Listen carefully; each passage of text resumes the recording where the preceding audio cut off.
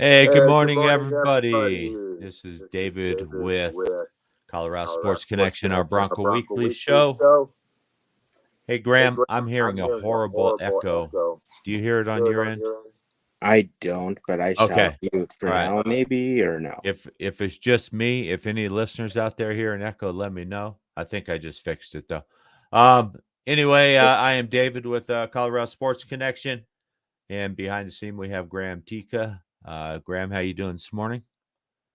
I'm doing well. How are you? I'm doing good, doing good. So, all right, we have a special guest today, but really quick, we're going to go through our spiel. Let StreamYard use your Facebook name. That way, when you send us a comment, we will know who we're talking to. If you don't want to allow StreamYard to use your Facebook name, go ahead and put your name at the beginning or end of your comment so we know who it is. And then also want to let you know that this show is brought to you by Willow Seasonings of Blends.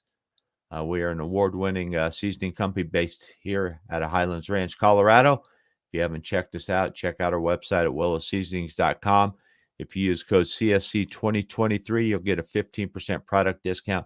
Also, you can check on there. We have a where to buy section on our website. You can put in your zip code and it'll give you locations that are close to you that carry our products. So check them out and we will go from there. Without further ado, we are now going to welcome a member of the Zoo Show on KOA Radio. Recently named as the top Broncos media member by Marco Carmelini on Twitter, none other than Mr. Ryan Edwards. Good morning, Ryan. Thank you for joining us. How you doing today? I'm doing great, David. Thank you so much, and Oh, thank you, no problem. Michael, for those kind words, man. Yeah, congratulations on that. So I saw you beat out Mike Kliss at number 8. So you were leaps and Yeah, I bounds mean, above him. hey, listen, I thought it was very sweet. I think and I think I was saying this to a friend of mine. Oftentimes that space can be so toxic, right? And there's really just not a lot of just positive vibes. And I sort of appreciate and will support anybody out there that is going to acknowledge or prop up a lot of the talent that we have in the community. And I include the media is in that community, the fans are in that community. I think it's all part of it. So for me, just quickly, I want to shout out Michael because I do think that it's such a cool thing to just say, hey, I think you're doing a good job. I like what you do, whether it's on a podcast, a blog, or a radio show. I think that's all really cool stuff. So yeah, obviously humbling to be number one. That certainly wasn't an expectation of mine. I saw him kind of putting that together. But then when he did it, I just thought it was really sweet, because yeah, there are some really talented media members in our community, and I don't think they get nearly enough of their of the accolades that they deserve. So I thought it was cool. Yeah, there definitely are, and that is a cool honor. Now he's going through the top 20 podcasts, so Bronco podcasts. So maybe one day Broncos Weekly will be included on that list. So we hope. So let's go ahead and delve into some questions. Then we got a bunch of viewers out there throwing comments in there, and Graham will sort of watch those. And then at the end, if you have time, we'll run through some questions and stuff like that. So the Broncos finished the first half of the season 3-5. Is that where you expected them to be? Better than expected or worse? Well, I think you'd say worse, right? I mean, when they get the schedule in May, we kind of roll through it, and you look at the first two games specifically and say you got to win those games. Whatever expectations you have of the season, you got to find a way to win those two home games and give yourself a little bit of cushion because you're going to have some difficult games in the second half. They lost both of them, right? Right. You lose the Miami game. That one, it's an embarrassing loss. It's a difficult loss, but in the end, it's still just a loss, right? So they could have Right. lost that one by 1 point or 50 as they did. And in the end, you have to regroup and you got to find a way to get a win. And then you get the win against the Bears, which again we sort of picked as a win. Thought they would lose at Arrowhead. I think almost everybody picked that. And then you said, hey, you got to find a way to split with the Chiefs this year. You got to find a way to beat that Packers team, and you were able to do that. So I guess the roundabout way of saying it is definitely worse. But the trend you certainly appreciate, especially because you didn't just squeak by the Chiefs; you dominated them. You won that one Right. convincingly, and you figured out a few things about yourself in the process. And I think that's where I think a lot of Broncos fans, despite the fact that it's a 3-5 record, and they don't have a winning record at home, and they've definitely not played to the level that we all hoped they would. You still like the trend, and you say, okay, well, give yourself a chance to win against the Buffalo Bills. And I think if they do that, that's going to change a lot of people's minds. Oh, and I agree. I mean, if we go into Buffalo on Monday night, Buffalo's always a tough place for Denver to play. For some reason, we just struggle up there.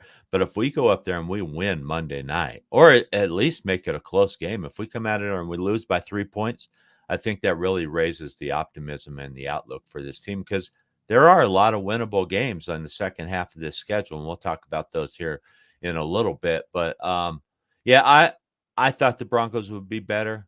I thought at least 4-4, but like you said, that Chiefs win was very impressive, and not many teams, hold the Chiefs without a touchdown. So that was a nice thing to do.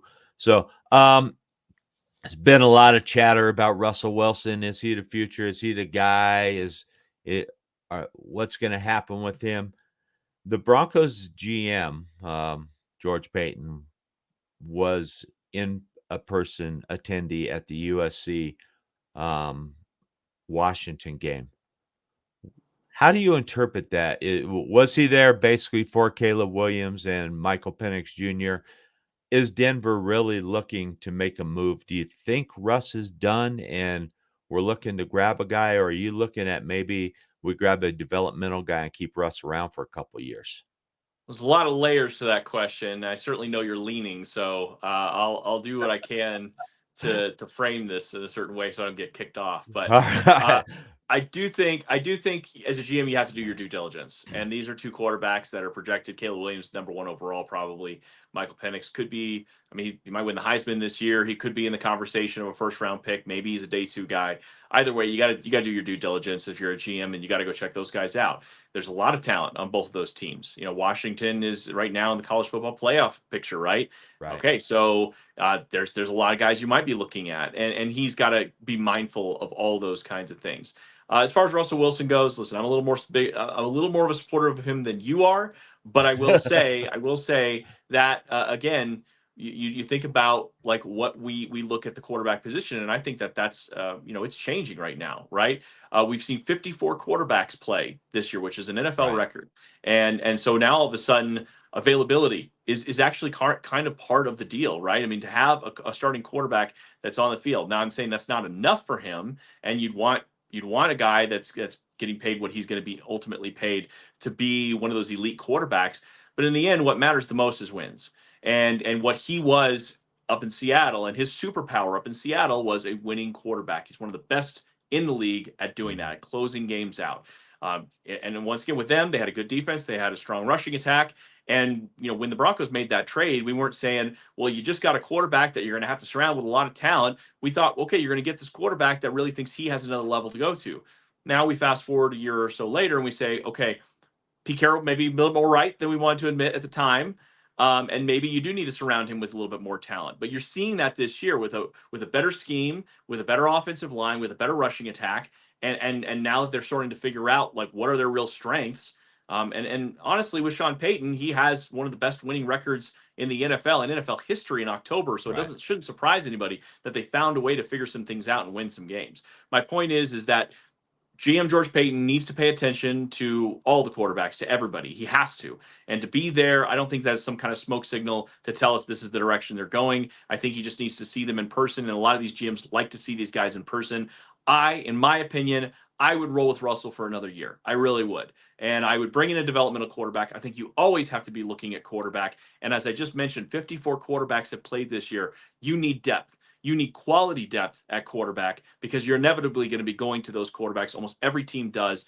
And so, as far as I'm concerned, you continue to bring in developmental quarterbacks that you think have some upside. And who knows, maybe one day you'll discover a Brock Purdy or something. Yeah, maybe. I mean, who knows? And knock on wood, Russell has stayed healthy this year. Last year, he got banged up a little bit, and I think one of the unsung heroes on this team is sort of making keeping Russ healthy is our offensive line. I mean, Mhm. they're not struggling as much as, they were a little bit in the beginning of the season, but I think they're playing better. McGlinchey's, coming around now, and Bowles is playing good. So I think that sort of helps, so Russ isn't getting banged up too much, but he is definitely is healthier. And yeah, knock on wood, he stays that way for the rest of the season.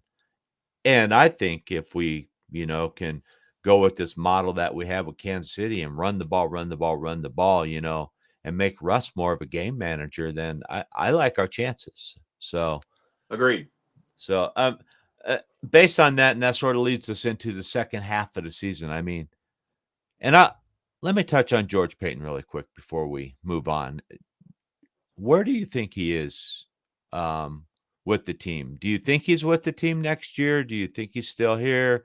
Do you think he goes into a different role and maybe Sean Payton brings in his own GM? I mean, what are your thoughts on that? It's a good question, and I know it's one that a lot of Broncos fans have right now, and it's a bit of a mixed bag on what fans want to see at GM, right? Because I think that he came into this position highly lauded. I think he's done some really good things in the draft.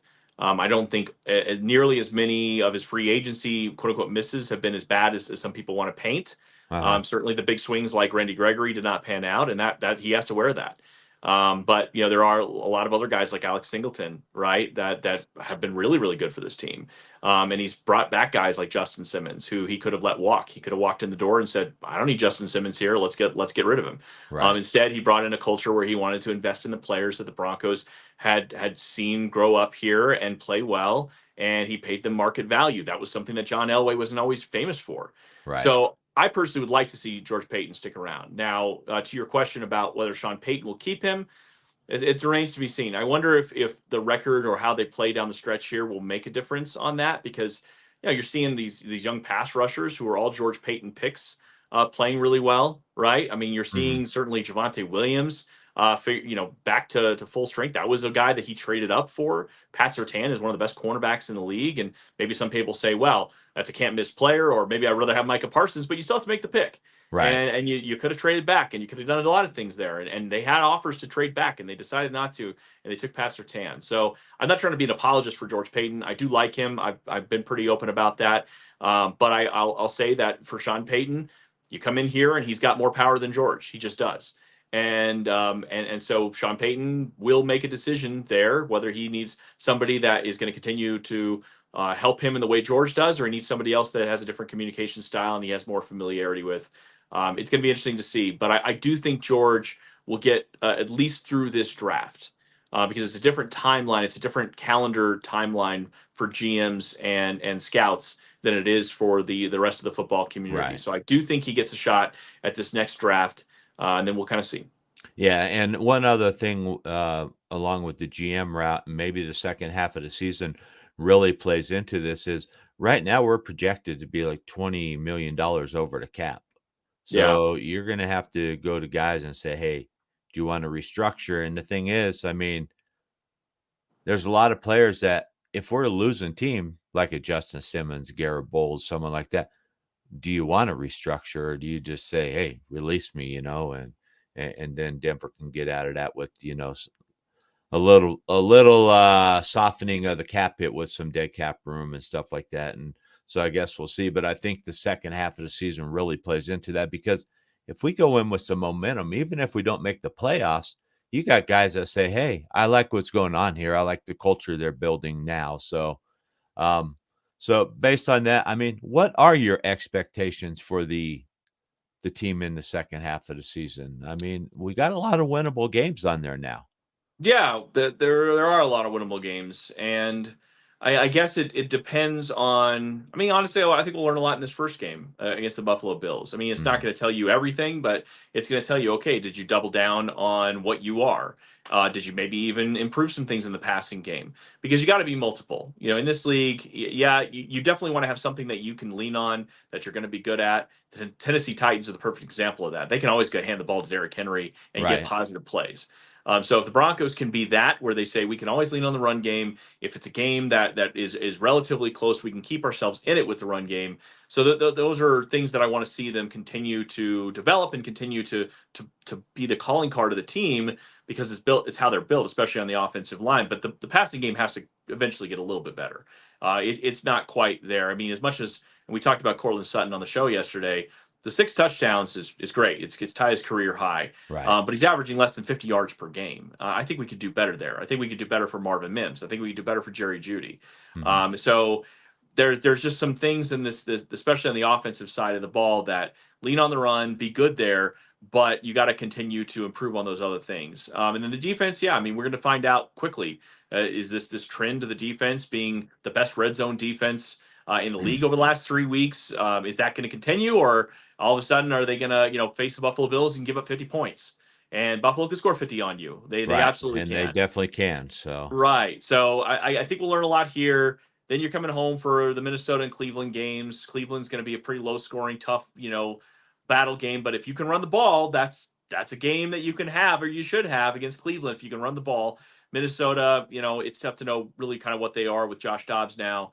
But Right. again, you get to the point, and I guess I'm kind of going on and on, but the point of it is like, there's a path forward really for all of these games. And that's not something I would have said if they would have lost the Chiefs just this last weekend. If they'd have lost the Chiefs, I'd be framing the second half as like, you need miracles. You need miracles Right. in every facet of the game to win these games. But I don't see that this way. I don't, they beat the Chiefs and they did it convincingly. I don't see miracles. I see a path forward for this team. They're not going to run the table, but can they have a winning record? Absolutely. Right. There's no reason they can't have a winning record. And if that winning record is 6 wins, 7 wins, well, then you're in the playoff picture. And if you're in the playoff picture in December, I love what the Broncos can do then, because you're probably playing good defense. You already know that special teams has been one of the best in the NFL. So that's not going away anytime soon. That they had that even when they were losing. So you've had great special teams. Your offense is doing what it's supposed to do. And I like Sean Payton as the head coach to be able to coach this team into position to maybe get to sneak into the playoffs. But once again, those are a lot of ifs, and I think we're going to get some of those answers in this first game. Yeah, this is a game I'm really looking forward to, because it does, it's going to answer a lot of questions for us, what this team really is. I mean, we beat a bad Green Bay team. I mean, let's not try to sugarcoat it. Green Bay's not a good football team with Jordan Love. But you got to find ways to win games, right? Right, I mean, and you do. Yeah. And like you said, we dominated Kansas City. We didn't just beat them, we dominated them, and which was nice to see, a running game that works. And I think that's what's going to have to carry us the second half, is a running game that works. That's going to take a lot of pressure off Russ. And maybe as Russ gets more and more comfortable throughout the season with Sean Payton's offense, and maybe it opens up a little bit more, and you can use the weapons like Jeudy and Sutton and Mims a little more. So, but right now, I don't have a lot of faith in our passing game.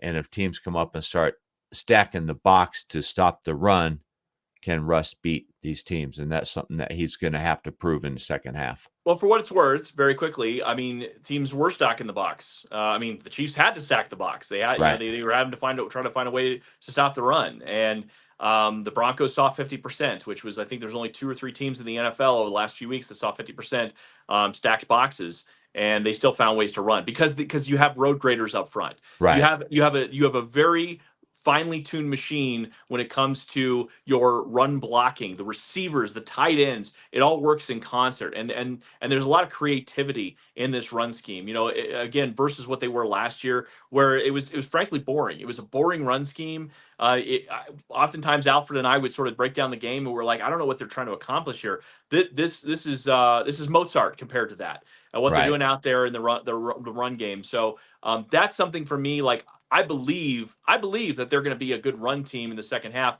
if they want to be, if they commit to being. But that doesn't mean that they will. And so that's the other part of this. And that's one of my concerns too, because Sean Payton throughout his career has been more of a 60-40, pass to run ratio guy. And is he willing to flip it, and become that guy? And we can dive into some of questions with our listeners if you have some time, and one of them is, will Sean Payton commit to running the ball long term? I mean, Do you see him becoming that kind of coach where he knows that's the strength of his team? And because it seemed like weeks 1 through 7, he didn't want to do that, and then the Kansas City game, he figured I better that's my only chance of winning this game is running the ball and keeping Mahomes on the sideline. Yeah, well, again, he's talked a lot of times how he gets impatient, and Mhm. I can understand in this league, especially if you have a quarterback that you think is capable of doing more, and Russ is capable of doing more. Then you say let's push this a little bit. We have all this talent at wide receivers. Up to recently they were the number one wide receiver. Most paid wide receiver room, highest paid wide receiver room. So um, I'd say that for that answer is yes. I do think that they're going to commit to the run. I think that they recognize that this is their path forward. This is a bit of an identity that they hadn't really had early in the year. And like I said, just something you can lean on as you're still trying to develop other things. And it doesn't mean that you can't develop other things. But once again, to run the ball, and they're not going to run 40 times every game, but to run the ball, that means you have to play complementary football. And it's something we've been pounding the table and screaming for years for the Broncos to do, whether they've been a good team or a bad team. We say play complementary football. You'll put yourself in position to win more games than not. If the Broncos can play complementary football against the Buffalo Bills, they'll have a great shot at winning this game. The Bills are going to turn the ball over. They are going to turn the ball over. And Right. so you need to capitalize like they did against the Kansas City Chiefs. When the Chiefs turned the ball over, guess what? The Broncos, they found ways to punch it in. And guess what? That under the radar, maybe didn't get explored nearly enough. They punched in touchdowns, not field goals. Right. They And punched in that's huge. touchdowns. And that is so massive. And how many years do we watch this team where they finally get a couple of breaks, the defense gets them the ball back, and they just do nothing with it. It's a 3 and out at midfield, right? Oh, well, great. You won the field position battle because now you're pinning the team deep. But it's when you're playing the teams like the Chiefs, they don't care if you're pinned deep. They're going to move the ball down the field anyways. They don't care. The Buffalo Bills are the same way. Like, don't play field position with those teams. You have to maximize your opportunities, and that includes when you get those turnovers, you punch in touchdowns. You just have to. Right. No, and I agree. And that has been a concern the last, 5, 6, 7 years is our red zone offense. And to see them have the success that they did against Kansas City was nice. And hopefully that continues forward. So I got a question, and I know it's aimed at me. So this is one of my all-time high fans out here. How do you deal with all the hate that Russ gets? So Bourbon, lots of Bur- no, I say that, and I do the Broncos react show after the game, and there's going to be wide ranging opinions on Russ. It's not quite like it was with Tebow when we had just half the fan base like this guy, all he does is win, and then the other half of the fan base is like, yeah, but you can't run an offense with him, and he can't throw the ball, and so on and so forth. Like, we know that Russ has got more tape, right? We've got more history with Russ, not necessarily here, but just in general. Like, he's got 11 years in the league. Like, you know what he's capable of. You just need to sort of see it, right? right. There's debate, I guess, whether his skill set has completely fallen off. I don't believe that, but there are people that after they saw last year, they're just going to have a hard time getting over what they saw last year. And to a certain extent, I get that. I respect that. Right. He has to prove to fans of not only the Broncos but the entire NFL that last year really was a fluke. And there are some signs of that this year, but it's not quite to what he was in Seattle when he was a Pro Bowler, right? He was a 9-time Pro Bowler. He's not a Pro Bowler right now. So we're like in the middle, right? So when you're in the middle, you're going to have half the crowd that says, I still don't see it, and he's not worth 50 million. And you're going to have the other half of the crowd saying, well, actually, I'm seeing better quarterback play. He's executing better in the red zone. He looks more confident. So where I come down is I'm probably on that side. I'm on the, okay, I'm seeing more of what I think could be our quarterback and a functioning quarterback and a team that can win around this guy. And once again, I think that I'll include myself in this a little bit. When the trade went down, I maybe undersold how much Pete Carroll and the Seahawks did to make him a great quarterback, to make him work. I undersold that, because I think we all bought into let Russ cook. We all bought into let's give him a chance to control his own destiny. Pete Carroll's holding him back. But I talked to some people up in Seattle when the trade went down because I have some friends up there, and they told me it might be a bit of a rocky ride. Like just because you want it and you're willing it doesn't mean it's going to happen with Russell Wilson. And I said, okay, all right, well, we'll see what happens, and we saw what happened. So Right. like I said, I'm on the 50%. It sounds like you, David, are on the other side. But you know, and I'm But he coming gets to prove it. around. I'm coming around. I like what I see from Russ this year. He's playing better. He's picking up good stats, you know, but there's still moments, you know, where he holds the ball too long, you know. Absolutely. Throw the ball in the tight windows. You got a great arm. I don't know what's wrong with his confidence or if he's just never had to really do that in Seattle because they just set everything up so well with the run, and then he'd have those wide open, you know, play action passes with his moon balls and everything. It's like he does not have the confidence to throw the ball into a tight window. Look what happened when he finally threw the ball down there to Judy, you know, and gave his receiver a chance. And that's all I'm saying is give your receiver a chance to make a play. Don't eat Yeah. the ball, you know. I mean, those sacks just are drive killers sometimes, and that's one of the biggest issues I have with Russ, you know. But he is playing better, and I like it. And if he can continue, I don't want him to be superstar. He doesn't have to be the best quarterback in the NFL. Just manage the game. I don't care if you're a Trent Dilfer. If we have the Mhm. defense to support it and the run game to support it, let's go win a Super Bowl. You know, you don't have to be the hero, Russ, as long as we win a Super Bowl, and that's what it's really about here. So, and that's Yeah, and he what wanted to cement himself. He really wanted to cement himself as one of the elite quarterbacks in the league, and I think he'd already done that with wins, right? I mean, I right. think he'd already done that, and because that really is all I think Broncos fans care about at this point. It's like, I mean, sure, would you like to see a young up and coming CJ Stroud on this team? Like have a rookie quarterback that is, puts you in a position to succeed, like the Chiefs become a dynasty, with Patrick Mahomes. Yeah, I mean, of course, everybody wants that, right? Right. But you look at the majority of the league is not like that. The majority It's of the league hard doesn't to have a do. pattern. It's Right. hard to do. It is hard to do. And you And have and to you get even look lucky. at right, you even look at the top two picks this year, and I'm not saying Bryce Young is done or he's a bust, but he has not had the immediate impact that the Carolina Panthers, who went all in on this process with him. Right. But meanwhile, the second pick was a hit, right? CJ Stroud looks like the real deal, and they Right. had a really good team around him. So the point of it is like there's a lot of different ways to build this thing, and I do think sometimes Patrick Mahomes has ruined the league because everybody wants one, and He's there's the only one. unicorn, though. He is the unicorn, right? Right. And Broncos fans will hold the Josh Allen, not taking Josh Allen against him. That's a whole different road to go down. But the point Right. is there's a lot of different ways to build this thing, and right now the Broncos got to work with what they have. Yeah. So, all right, really quick. I know you got to run, Ryan, but really quick before you go, how did the Broncos do Monday night? It's a great question. I keep going back and forth, to be honest. I keep vacillating on it.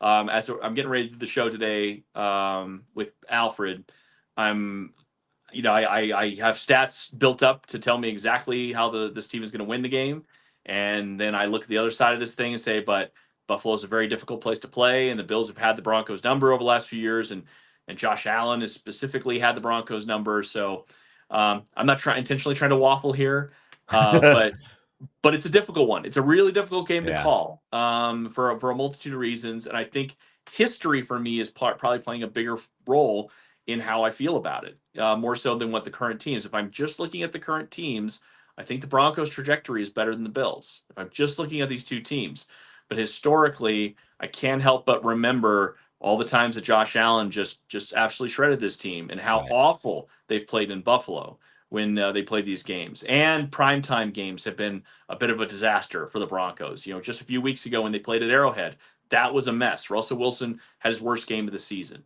So if Russell Wilson plays like that, well, this game's going to be it's going to be terrible. Even if the defense Right. plays well and they run the ball, it doesn't matter. If Russ plays that bad, they're going to lose this one really, really poor. It's going to be a bad game. But Yeah. I'm hopeful because they had the bye that they were able to sort of sort some things out, figure things out, build off of the successes that they currently have, and maybe the learning moment that was the game at Arrowhead will be a distant memory, and they'll come out and win.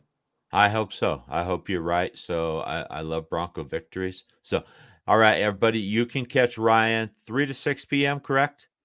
3 to 6 p.m. on KOA. Yes. Yep, 850 KOA. That's how old I am. And 850 KOA. or 94.1 FM KOA. That's right. Check them out. It is called The Zoo, correct? Your show? It's just KOA Sports. They Oh, took off the Zoo. oh, did they? Okay. Yeah. But yeah, KOA Sports and me, Dave Logan, Alfred Williams.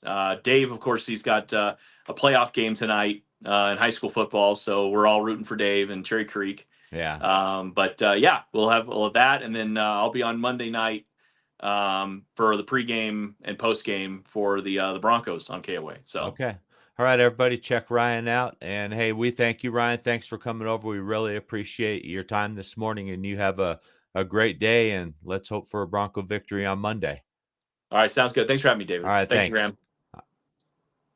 Thank you. All right, everybody. Thanks for tuning in. Sorry we didn't get to more questions. I mean, would love to. But Jody, I had to throw your question up there. But I appreciate it. Hey, Denver's going into Buffalo. We're going to talk about that a little bit. Give us your thoughts, you guys, what you think the Broncos can do, what they need to do. So we'll talk about this a little bit. Matt's coming in already. Broncos lose 31-21. So I'll give my prediction here shortly. Anybody else out there watching, go ahead and throw us your prediction. Also, I will be putting up the Willow Seasonings Denver Bronco Pick'em today. I will get that up on the Facebook group page. So make sure that you go over there, you pick the winner, and you give the final score because we use the total points as a tiebreaker. And you will win a free Willow Seasonings product of your choice. But Frank's coming in 24-13 Buffalo. There's not a lot of confidence here so far. Come on, Jody. Tell me the Broncos are going to score 42 points. So, all right. Denver's going into this game healthy, Graham. Yeah. We got one person on the injury list this morning, and that's Dolchich, and he's out. He's on the IR. So Matt says he's worried about the Broncos coming off the bye, and that can be hopefully that bye is not a momentum killer, because it can. I mean, after that Kansas City game, I'm sure the players were like, "Man, I wish we were playing Buffalo next week," and we don't have a 10-day break, but we'll see how they react. Hopefully they don't come out flat. It really could go either way, though. It can really have this team, where they got the rest, they got to reflect on this win over Kansas City, what they did right, like Ryan Edwards said, what they did right, what we can build on, what we can keep doing, or they just come out and they're totally flat, from the layout, and hopefully that's not it. Alex comes in and says, I think Denver can keep it close, but I think limiting Dalton Kincaid at tight end will be critical. And that is, Denver really, needs to find a way to control the tight end. One thing about Josh Allen, too, that, Josh Allen's going to run a lot more than Patrick Mahomes would have. So that's one thing we really need to watch and not let him bust off these long runs that Josh Allen can do. So we got one user, and I think this is Jody, 2821. Is that you, Jody? If it is, go ahead and give me a nod. Yeah, Josh Allen isn't a Lamar Jackson type runner, but he sure can get down the field and make some damage there. Right. And then Matt comes in with a comment. If the Broncos do fall flat, how do you keep the team motivated? And I think he's talking about for the remainder of the season, and that is going to be a thing where Sean Payton has to be the master motivator. If you go into Buffalo and you get blown out like you did in Miami, that's a huge problem. And I think that just deflates this team totally. Even if we go up there and we lose by 3 to 7 points, I'll say, and it was a close game and, just a bad break here or whatever, I think you can still build off that, and you can say, hey, You went into Buffalo, which you've always had a tough time playing there. You played them tough. You hung around. You had a chance. We just couldn't pull it out. I think then, you can use that. But if you go in and this team hangs 45 points on you and you lose, like Ryan Edwards said, if Russ can't pass, and we have the same thing and we end up losing 45-13 or something like that, how do you motivate this team going forward? How do you tell this team it's all right? That's Buffalo. They're a good team, because Buffalo is not Buffalo that we have seen. Buffalo has struggled. Kenny Kirkpatrick, a friend of mine over at KK Sports told me the other day, he's like, Buffalo has not looked good since that game with the Giants. I don't know what the Giants did to them. They barely beat the Giants 13-9, I think it was. And since then, they have not been the dominant team. When they beat Miami and beat them handily, I think it was like 48-20. Everyone's like, "Oh yeah, look at Buffalo." And now the Bills have sort of been struggling. They've had some wins, but they're not what we're used to seeing from Buffalo. Buffalo wasn't even Buffalo offensively last year that they were before. I think Brian Dabble leaving and going to New York is part of the problem too. And is that a problem? Was that part of the problem in that Giants game? Brian Dabble knew how to drop a defense, or at least go to his defensive guy and say, this is what Josh Allen does good. This is what you need to do to slow him down, and our other team's learning off that now. So, and Matt has the question, if the Broncos get boat race, does it change Peyton's views on what he thought this team could be? I don't know, because I don't know if we take that Sean Payton comment before the season that said, if this team doesn't make the playoffs, I'm going to be pissed. Was that just coach speak, trying to get the fans fired up, trying to show out the optimism? Does Sean Payton really know the talent level of this team? And is it lacking? Is the talent really not there? And we need a couple more draft and free agent cycles to really get this roster to the level where it needs to be. Defensively, I think we're pretty solid. We could use some help on the defensive line, but we're going to have to see how we manage free agency and how we manage the draft, on the defensive side of the ball, because I think we're seeing good things there. And I meant to ask Ryan this question before, but we ran out of time. The defense at the beginning of the season was horrific. So I'll ask you, Graham. Yeah. The defense is playing good now. Everybody wanted Vance Joseph ran out of town. The defense now seems to be the strength of this team. Do you think it was just a matter of players getting used to going from Vance Joseph or from Evero's defense to adjusting to play in Vance Joseph's style defense, and it just took a while for him to catch on? Do you think that's a problem? We have a talented defense. We showed it last year. Yeah, I think that is definitely part of it. I think a lot of the issues that the Broncos might have run into earlier in the year is the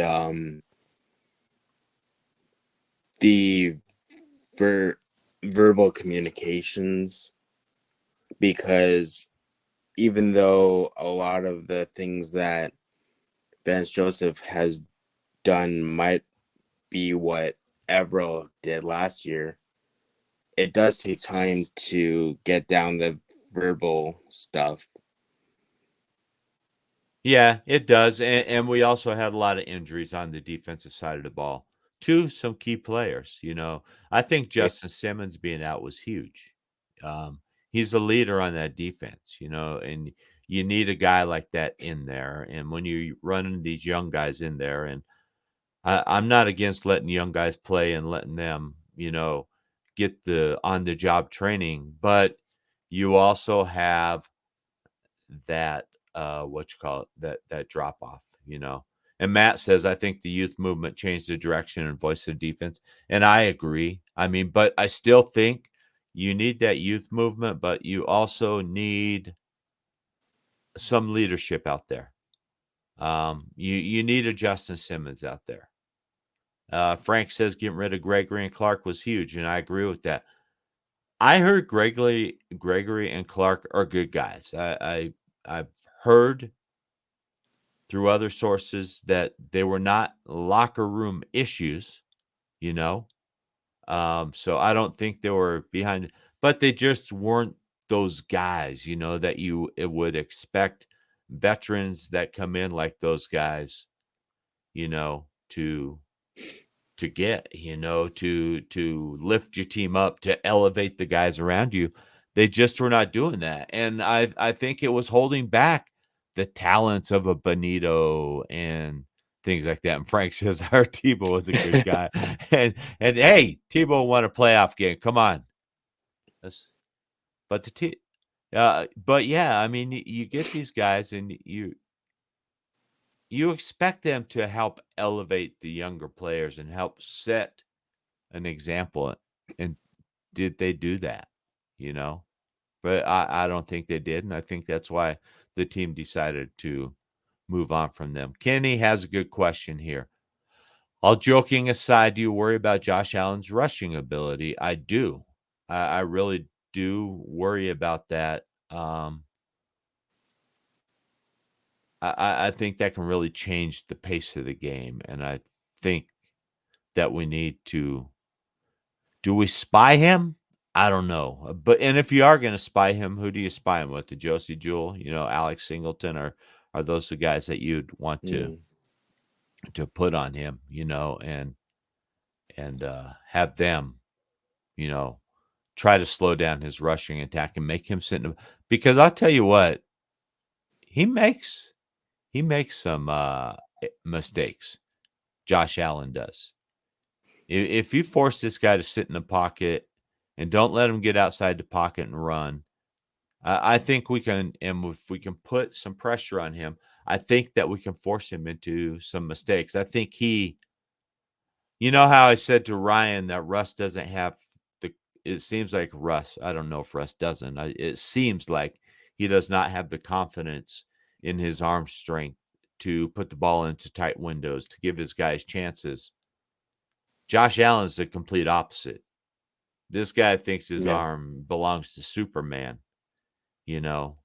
and he can do anything and he can put the ball anywhere, and I think we need to force him to do that. So you also have to you also have to ask the question, like comparing our receivers to Buffalo's, Yeah. I think that they have at least two extremely good starters there in Stephon Diggs and Gabriel Davis. Right. Yeah, I mean they do have a good receiving room, a good tight end in Kincaid. It's going to be hard for us to do this. Question here from Facebook user, and I think it's Jody. Will Russ throw 3 TDs Monday? It's possible. The Buffalo secondary is banged up. So we really have the possibility of, having an effective passing game, JC Weaver says he said for a long time now, but PS2 better be shadowing Diggs. I agree. You put PS2 on Diggs, but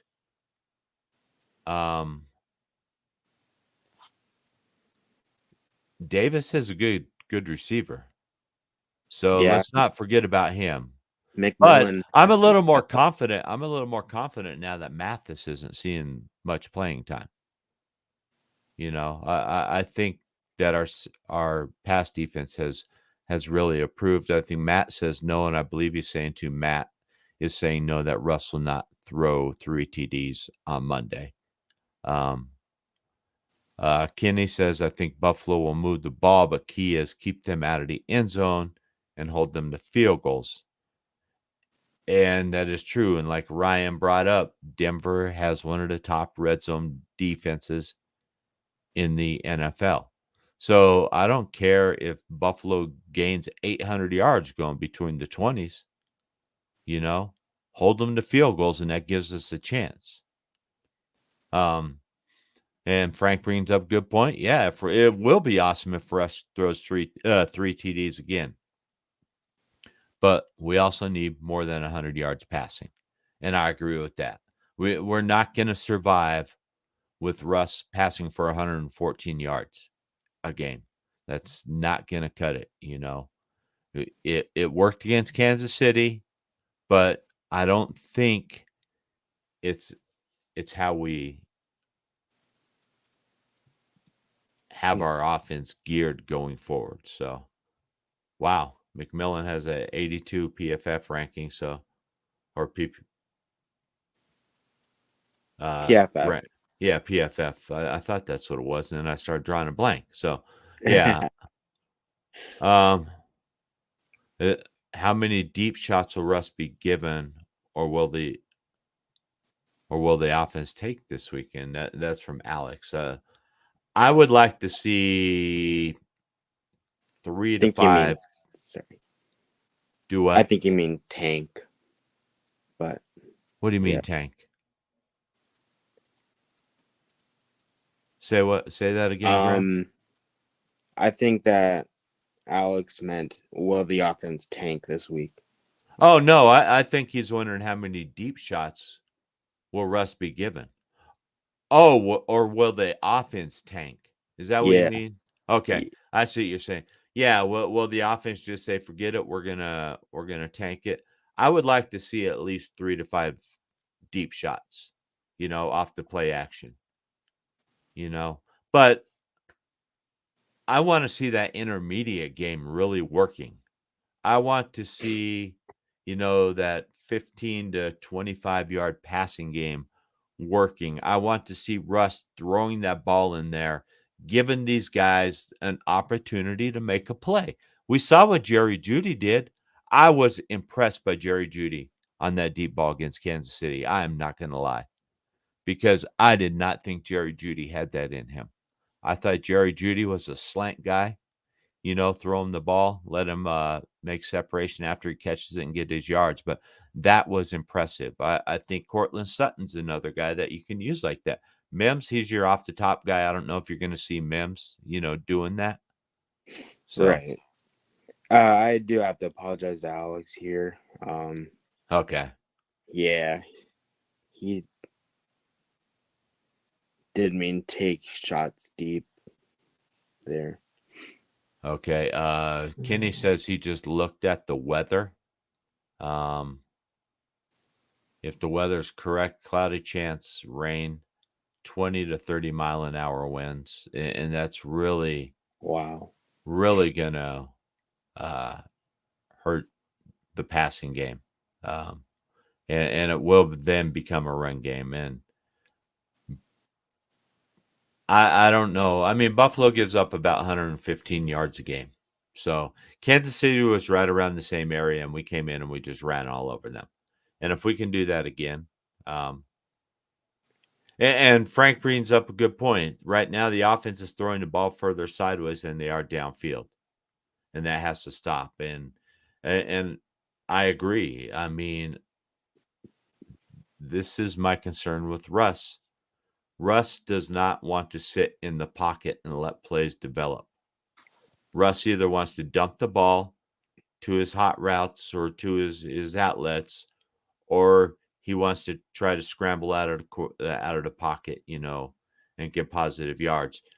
And he needs it's like the guy sees ghosts back there or something. I don't know, because sometimes it seems like when the pocket is fairly clean, he's still bailing out, and trying to. He thinks he needs to make a play with his legs. And I don't know if this goes back to the guy just doesn't have confidence in his arm strength.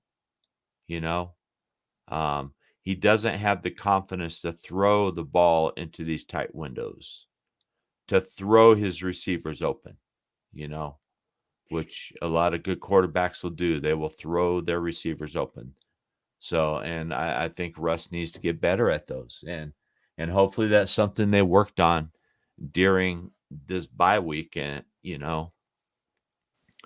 hopefully they have, worked on, convincing Russ, trust yourself, trust your arm.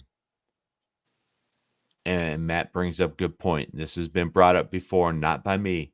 I've heard it on multiple media outlets that Russ is more concerned about his stat line, and that's why he takes these sacks. And this is why he, won't throw the ball into tight coverage, because he doesn't want to throw an interception. Take sacks because he doesn't want to throw incompletions. And I don't know who this is saying that Russ has a top 3 arm in the NFL. I highly disagree with that. There are more than 3 quarterbacks that have stronger arm than Russell Wilson. So I would like to see this listener's list of arm strength and where they're getting this information from. But I think so. Yeah. And that is why he doesn't throw into coverage. And that's why his interception numbers are very low. And you know what? I wouldn't care if we were winning. I would not care one bit if we were winning. Yeah, and Matt's right. Broncos are playing one of the people with stronger arm on Monday. He definitely has a stronger arm. So at least 2 of the best arms in the league are in our division, and that's Patrick Mahomes and that's Herbert in with the Clippers, the Chargers. So, but yeah, I mean, those 2 right there. And then Josh Allen. I mean, Trevor Lawrence probably has a stronger. I wouldn't even put Russ in the top 10 probably if I went back. If I went and looked at every quarterback, I don't think I would have Russ in the top 10 arm strength in the NFL. And he definitely doesn't have the confidence that he has a top 10 arm, because he does not trust his arm to throw it into coverage. Okay. I don't understand how this person can even make this comment that Herbert does not have a better arm than Wilson. So, but that's this listener's opinion. Everybody's top 3 on the roster. Maybe he does have a top 3 arm on the roster. Who has a stronger arm, Stidham or Wilson? I think Stidham has a stronger arm. He's not a more complete quarterback. So, do you know who the quarterback with the highest yards per attempt is this year? Highest yards per attempt? Yep. Does he play in our division? Nope. Does he play in the AFC? Nope. Oh, wow. Tough. This is according to StatMuse. Right, but what division does he play in? NFC West. NFC West. Brock Purdy? Yep. Wow. Amazing. And it is. Does it talk about arm strength over there at StatMuse? 9 No, it's just stats. Oh, okay. 9.1 yards per attempt. And what is Russell Wilson at? Does he show up on that list? Let me see here. Frank says that if Elway was still part of their team, he would have the best arm on the team, and that is true. I would take Elway in his 60s over Russell Wilson's arm.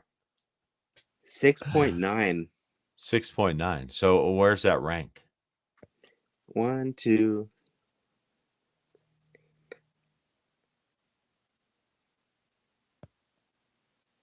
'20th. Yeah. So where's Herbert? Go down there. Where's Herbert on that list?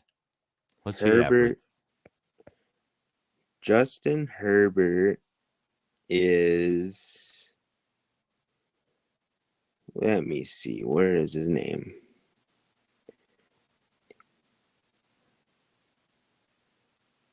$13. Okay.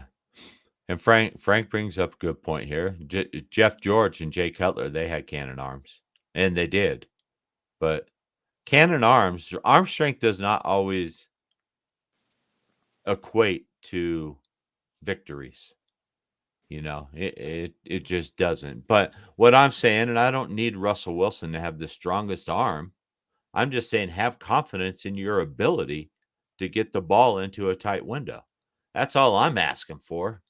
I'm not asking you to go out and throw a 60-yard frozen rope like Elway used to.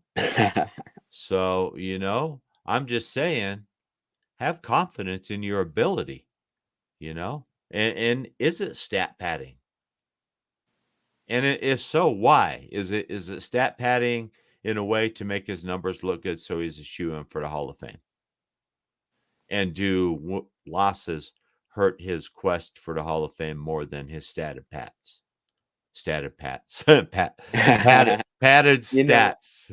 It's easy for you to say, Graham. if that was the case, then I really don't think that anybody should be excited that he's even on the team.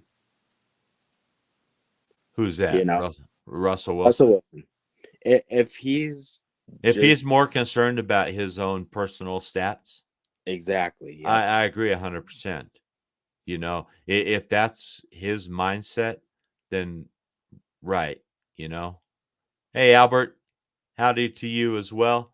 This is Albert from Denver Bronco Roundup. Wow, orange hair and a blue beard. I love it, Albert. Yeah, he did that for Halloween. Nice, love it. So looks great. Does it still look that way, Albert, or have you let it come out? I'm growing out the beard. I don't know what everybody thinks about it. So it's a little white. Maybe I'll look like Santa Claus by Christmas time. Who knows? So, and we'll give our predictions here. A lot of people here in the chat, and Albert, you can throw yours in. A lot of people have thrown that the Bills will probably win.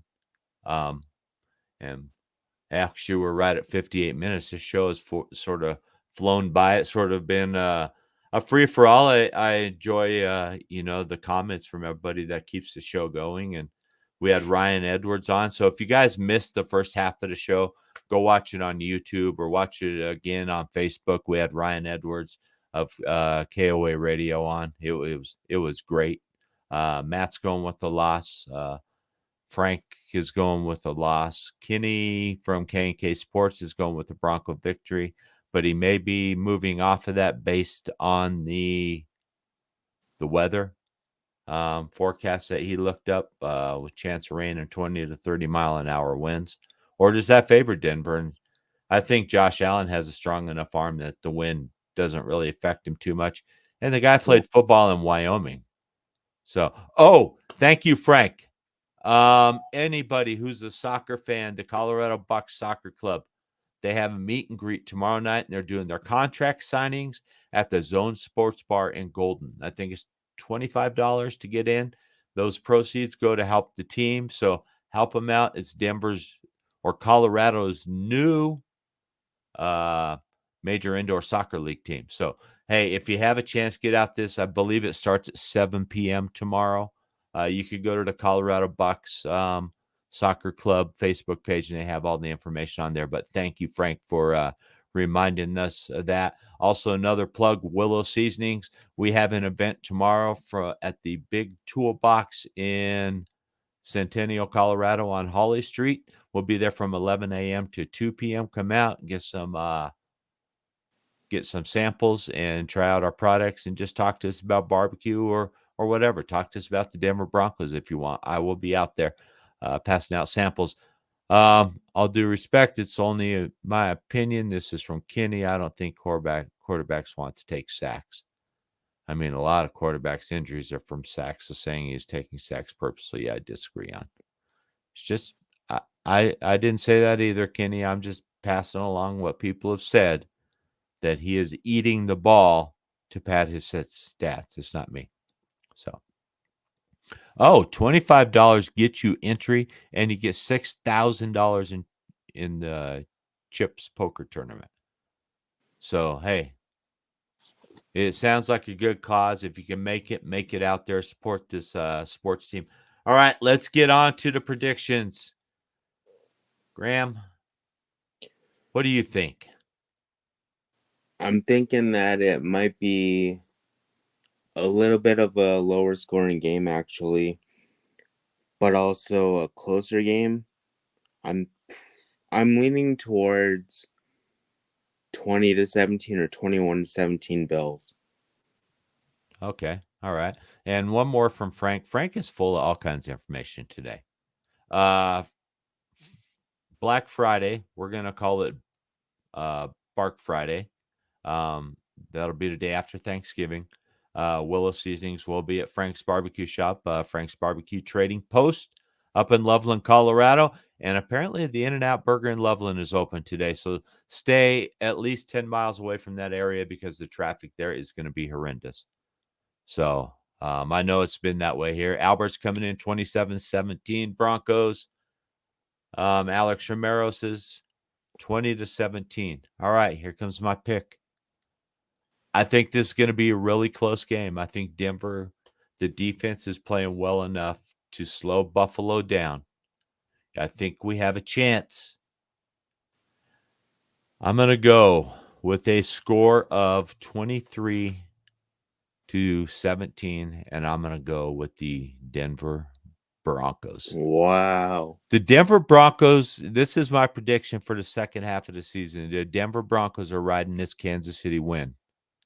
They are riding it to a 6-3 record on the backside. We're going to finish 9-8.